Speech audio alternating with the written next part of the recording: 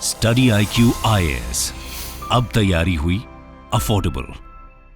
नमस्कार दोस्तों आप सभी को याद होगा पिछले महीने जब लोकसभा चुनाव के नतीजे सामने आए थे उसमें बीजेपी को पूर्ण बहुमत नहीं मिला था। जो मेजॉरिटी मार्क होता है 272 का वो नहीं आया क्योंकि बीजेपी को मिले थे 240 सीट्स।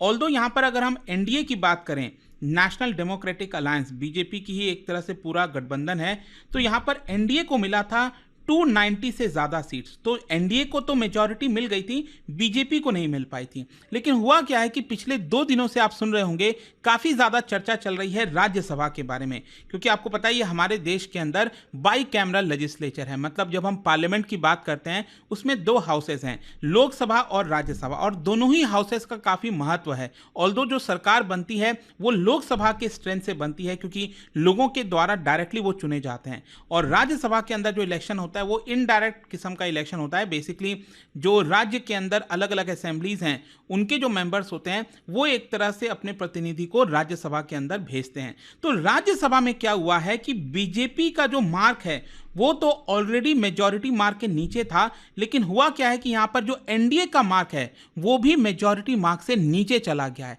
और इसको लेकर काफ़ी डिस्कशन हो रहा है। ये आप खबर देख सकते हो, BJP's number in Rajya Sabha drop to 86 और NDA falls short of majority. और इसी को हम डिटेल से चर्चा करेंगे कि एग्जैक्टली इस समय स्थिति क्या है कांग्रेस की, बाकी पार्टीज की, और इसका इंप्लीकेशंस क्या हो सकता है। आपको काफ़ी कुछ जानने को मिलेगा। चलिए आगे बढ़ते हैं, लेकिन उससे पहले मैं आप सबको बता दूं आज से ही हमारा जो यूपीएससी का प्रतिज्ञा बैच है, मतलब जीएस फाउंडेशन बैच 2025 के लिए ये स्टार्ट हो चुका है।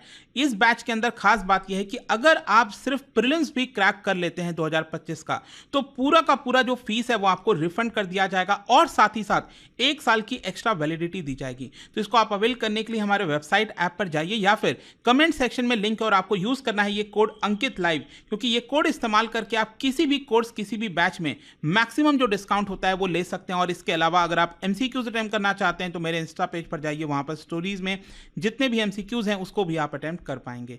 चलिए शुरुआत करते हैं, और सबसे पहले ये देखते हैं कि एग्जैक्टली हुआ क्या है। देखिए, हम इसकी चर्चा इसलिए कर रहे हैं क्योंकि राज्यसभा के अंदर क्या हुआ है कि सैटरडे को जो 4 नॉमिनेटेड मेंबर्स हैं उनका टर्म कंप्लीट हो गया है। ये 4 नॉमिनेटेड मेंबर्स कौन से हैं? राकेश सिन्हा, राम शकल, सोनल मानसिंह और महेश जेठमलानी, राम जेठमलानी के जो बेटे हैं।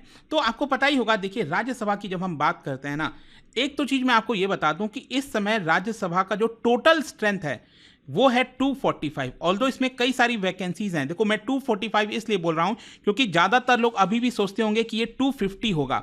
देखो, पहले हुआ करता था 250 जो टोटल स्ट्रेंथ है, मतलब मैक्सिमम जो सीट है राज्यसभा के अंदर वो कितनी हो सकती थी? 250, जिसमें बोला जाता था 238 इलेक्ट होके आते हैं और 12 नॉमिनेटेड मेंबर्स होते हैं। नॉमिनेटेड मतलब प्रेसिडेंट के द्वारा नॉमिनेट किए जाते हैं।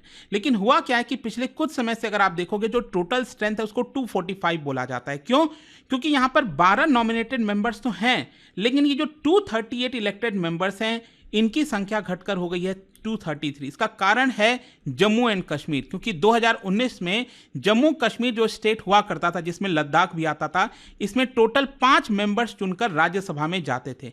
लेकिन क्या हुआ, जम्मू कश्मीर जो है उसको 2 यूनियन टेरिटरीज में डिवाइड कर दिया गया, और हुआ क्या है कि एक तो लद्दाख वाला सीट था तो एक तो वैसे ही कम हो गया, 238 में 237 हो गया, और बाकी का जो 4 सीट जो कि जम्मू कश्मीर से आता था, अब क्योंकि क्या है कि जम्मू कश्मीर में अभी असेंबली का चुनाव नहीं हुआ है, तो वहां पर जब तक असेंबली नहीं हो जाती तब तक 4 मेंबर्स वहां पर नहीं जा सकते। तो 4+1, इसी की वजह से जो टोटल स्ट्रेंथ है राज्यसभा की वो 245 हो चुकी है। तो ये चीज आपको ध्यान रखना है कि राज्यसभा में टोटल स्ट्रेंथ इस समय 245 है। अब क्या है कि यहां पर जो टर्म होता है राज्यसभा में वो होता है 6 साल का, क्योंकि लोकसभा के अंदर हम सबको पता है वो टर्म होता है 5 साल का। लेकिन यहां पर क्या है कि जो 4 नॉमिनेटेड मेंबर्स थे, क्योंकि टोटल 12 नॉमिनेटेड मेंबर्स होते हैं, जिसमें से 4 नॉमिनेटेड मेंबर्स का जो टर्म है वो यहां पर कंप्लीट हो गया है, और इसकी वजह से बताया यह जा रहा है कि मोदी सरकार का जो एनडीए गठबंधन है उनका मेजॉरिटी राज्यसभा में मेजॉरिटी मार्क के नीचे आ गया। अब इसमें भी क्या होता है कि जो नॉमिनेटेड मेंबर्स होते हैं ना, देखो वैसे तो वो प्रेसिडेंट के द्वारा अपॉइंट किए जाते हैं जितने भी नॉमिनेटेड मेंबर्स होते हैं, लेकिन हम सबको पता है कि वो प्रेसिडेंट किसको अपॉइंट करेंगे, वो उन्हीं को करेंगे जो यहाँ पर रूलिंग पार्टी कहेगी। तो जो बीजेपी कहती है जिनको, जैसे महेश जेठमलानी, राकेश सिन्हा, ये कहीं ना कहीं आप देखोगे तो वो बीजेपी की विचारधारा के साथ जाते हैं। तो जब वो नॉमिनेटेड मेंबर्स के तौर पर चुनकर आते हैं तो जो भी बीजेपी कहती है उन्हीं के साथ वोट करते हैं। तो इसीलिए यहां पर कहा जा रहा था कि नॉमिनेटेड मेंबर्स जितने होते हैं वो ज्यादातर रूलिंग पार्टी के साथ ही जाते हैं। तो यहां पर हुआ क्या है कि जो बीजेपी का टोटल स्ट्रेंथ है 245 मेंबर हाउस में, वो गिरकर हो गया है 86, और जो एनडीए का नंबर है वो गिरकर हो गया है 101। अब क्या है कि यहां पर करंट मेजॉरिटी मार्क आप देखोगे राज्यसभा में 113 है। अब आप में से कई लोग कहेंगे सर अभी तो आपने बोला 245 मेंबर का हाउस है। देखो 245 मेंबर का हाउस है, टोटल स्ट्रेंथ है राज्यसभा का, लेकिन इसमें अभी 20 वैकेंसी है, 20 सीट्स की वैकेंसी है। तो इसकी वजह से अभी मैक्सिमम मेजॉरिटी मार्क कितना चाहिए, क्योंकि 245 में 20 हटा दीजिए तो ये 225 हो जाता है। इसी की वजह से इसका आधा मतलब 50% प्लस 1 ये हो गया 113। तो बीजेपी को अगर कोई बिल पास कराना है राज्यसभा से तो उनको 113 का आंकड़ा चाहिए, लेकिन उसके पास आंकड़ा कितने का है, 101 का है। मतलब इनको 12 और मेंबर चाहिए ताकि वो कोई भी बिल को पास करा सके। इनफैक्ट यहां पर भी आप देख सकते हो जो पार्टी वाइज यहां पर टैली आपको देखने को मिलेगा, बीजेपी का 86 नंबर है, कांग्रेस के पास 26 सीट्स हैं, फिर तृणमूल सरकार थर्ड नंबर पर है 13 सीट्स के साथ। आंध्र प्रदेश के अंदर जो वाईएसआर कांग्रेस है वो है 11, आम आदमी पार्टी का 10, डीएमके 10, और बाकी के आप देखना चाहो तो यहाँ पर आप इस तरह से देख पाएंगे। खैर यहाँ पर मैं अगर आपको बताऊं कि इसका मतलब क्या है, मतलब कि ये जो मेजॉरिटी मार्क के नीचे गए इससे हम क्या निष्कर्ष निकाल सकते हैं। तो देखो यहाँ पर गवर्नमेंट जो है वो आप समझिए अब नॉन एनडीए पार्टीज के ऊपर रिलाई करेगी, क्योंकि मैंने आपको क्या बताया, इनको 12 सीट्स की जरूरत है।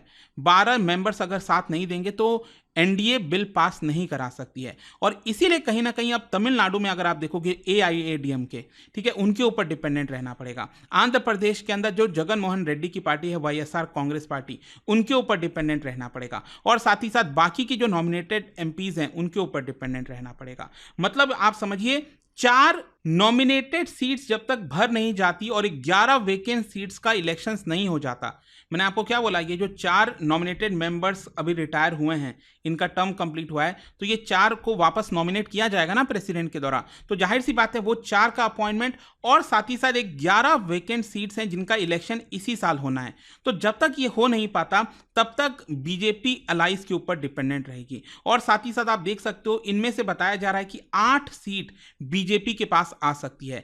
अभी के लिए अगर आप देखोगे तो बीजेपी जो है एनडीए पार्टीज का 15 वोट, क्योंकि बीजेपी के पास 86 सीट्स हैं, प्लस बाकी के जो एनडीए पार्टनर्स हैं उनका 15 सीट हो गया, प्लस यहां पर 12 और उनको सीट चाहिए। तो 86 प्लस 15 ये तो चलो ठीक है, उनको मिल जाएगा, लेकिन व्हाट अबाउट दिस 12 सीट, ये बहुत इंपॉर्टेंट है बीजेपी के लिए जुटाना, तभी वो कोई बिल पास करा पाएंगे। देखिए इसमें से भी मैं आपको बताता हूं एक और इंटरेस्टिंग चीज। मैंने आपको क्या बोला कि बीजेपी और एनडीए को कितना सीट चाहिए, और 12 सीट चाहिए। तो 12 वोट में से 7 वोट तो उनको नॉमिनेटेड एमपी से मिल जाएंगे, चलो ये ठीक हो गया, 12 में से 7। अब बचे कितने, 5 में से एक जो है एक इंडिपेंडेंट मेंबर है राज्यसभा के अंदर, वो यहां पर वोट दे देंगे बीजेपी को। तो 8 हो गया यहां पर टोटल वोट बीजेपी के पास। तो अब बीजेपी को चाहिए कम से कम 4, जो कि इस समय उनके पास नहीं है। मतलब 12 में से बीजेपी 8 का इंतजाम तो कर लेगी, लेकिन व्हाट अबाउट 4। और इसीलिए मैं आपसे कह रहा हूं कि ये जो 4 सीट्स हैं वो कहीं ना कहीं या तो बीजेपी को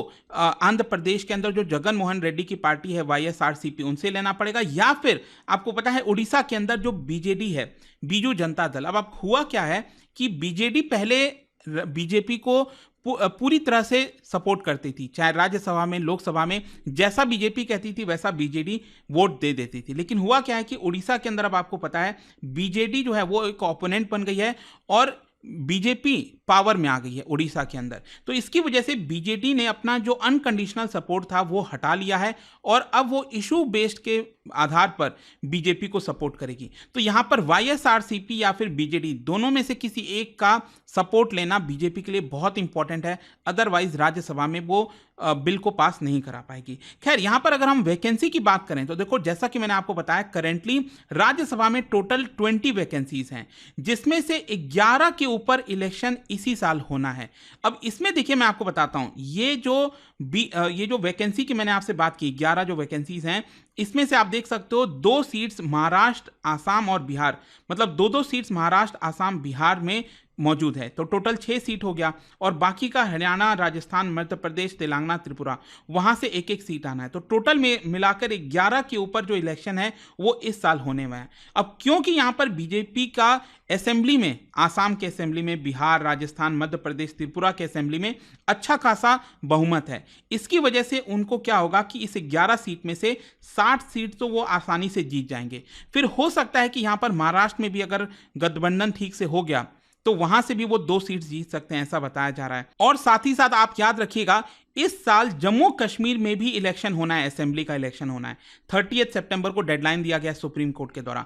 तो अगर जम्मू कश्मीर में असेंबली का इलेक्शन हो जाता है तो उस केस में भी 4 जो राज्यसभा की सीट्स हैं वो भी जम्मू कश्मीर से आ सकती हैं। तो वो भी देखना होगा कि वहां पर बीजेपी को कितना मिलेगा और कांग्रेस को कितना मिलेगा। और साथ ही साथ जहां तक सवाल है कांग्रेस का, तो मैं आपको बता दूं, तेलंगाना से 1 सीट आना है और वो जाएगा डेफिनेटली कांग्रेस को, क्योंकि कांग्रेस पिछले साल, आपको याद होगा, बहुत भारी बहुमत मिला था कांग्रेस को तेलंगाना के अंदर। और इससे होगा क्या, क्योंकि मैं आपको बताता हूं, अभी तक आप देखोगे लोकसभा के अंदर और राज्यसभा में कहीं पर भी कांग्रेस पार्टी को लीडर ऑफ ऑपोजिशन का दर्जा नहीं मिला था। अभी तो क्या हुआ है, लोकसभा में कांग्रेस पार्टी लगभग 99 सीट जीती थी लोकसभा के अंदर, तो इसकी वजह से Rahul Gandhi leader of opposition बन गए। लेकिन यहां पर राज्यसभा में अब क्या होगा कि अगेन तेलंगाना से एक जो सीट आएगी कांग्रेस के पास, उसकी वजह से कांग्रेस के पास इतने सीट्स होंगे कि उसको लीडर ऑफ ऑपोजिशन का दर्जा मिल सके। क्योंकि लीडर ऑफ ऑपोजिशन का दर्जा लेने के लिए जो भी टोटल नंबर ऑफ सीट्स होता है उसमें आपको 10% प्लस 1 सीट्स चाहिए होता है। जितना भी टोटल नंबर सीट्स है उसका 10%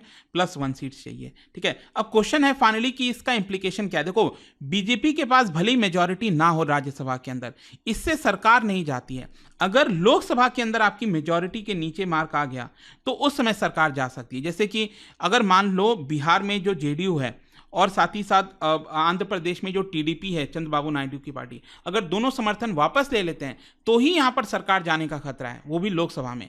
अगर राज्यसभा में हम देखें तो यहां पर भले ही बीजेपी के पास एक भी सीट क्यों ना हो, तो वहां पर सरकार नहीं जाता है, क्योंकि सरकार लोकसभा से बनती है। तो ये इसका इंप्लीकेशन है। तो आई होप कि आपको अब अच्छे से समझ में आ गया होगा। इतने 2-4 दिनों से ये लगातार खबरें चल रही थी कि बीजेपी का मार्क कम हो गया है, मेजॉरिटी मार्क कम हो गया राज्यसभा में।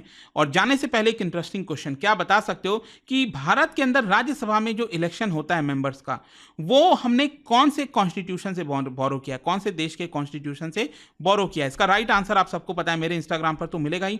वहां पर अगर आप नहीं हो कोई बात नहीं, टेलीग्राम से ले सकते हैं इसका सही उत्तर।